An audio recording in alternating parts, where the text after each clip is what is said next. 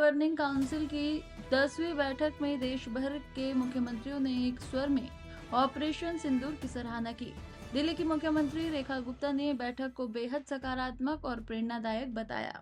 उन्होंने कहा कि मैं पहली बार इस बैठक में शामिल हुई सभी मुख्यमंत्रियों ने सेनाओं और प्रधानमंत्री नरेंद्र मोदी जी को बधाई दी। ये देखकर बहुत अच्छा लगा कि पूरा भारत एकजुट है। मुख्यमंत्री ने ये भी बताया कि विभिन्न राज्यों से कई सराहनीय योजनाओं और पहलों के बारे में जानने का अवसर मिला, जो एक सीखने योग्य अनुभव रहा है। क्या बोलना चाहेंगे आप?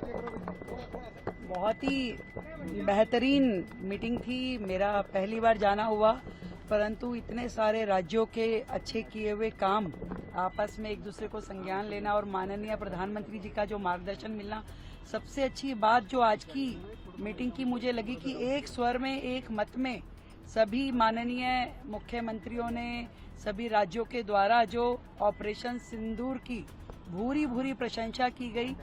सेनाओं की आदरणीय प्रधानमंत्री जी को उन्होंने बधाई दी सबने। ये बहुत ही आनंददायक था कि पूरा भारत किस तरीके से एकजुट है और बहुत सारी बेहतर चीजें अलग अलग राज्यों से सीखने को मिली, सुनने को मिली और बहुत अच्छा एक्सपीरियंस रहा। और मुझे अफसोस है कि जो लोग पहले इन बैठकों में नहीं जाते थे उनकी वजह से दिल्ली पिछड़ी रही। मैम, दिल्ली की तरफ से क्या कुछ बातचीत रखी गई? आने वाले प्रोजेक्ट के बारे में क्या कुछ? दिल्ली के सारे विषय, चाहे वो हर घर नल के द्वारा जल हो, यमुना की सफाई हो, उसमें आपसी राज्यों का कोऑर्डिनेशन से लेकर के केंद्र से हमारी जो हमें सहायता चाहिए, सभी विषयों पे चर्चा हुई और बहुत ही पॉजिटिव चर्चा रही और उसमें दिल्ली को मुझे लगता है कि पूरे देश भर से सहयोग मिलेगा। जी मैम, ग्लोबल टूरिस्ट हब बनाने की पीएम ने सुझाव दिया है। हर राज्य में एक ग्लोबल टूरिस्ट हब होना चाहिए।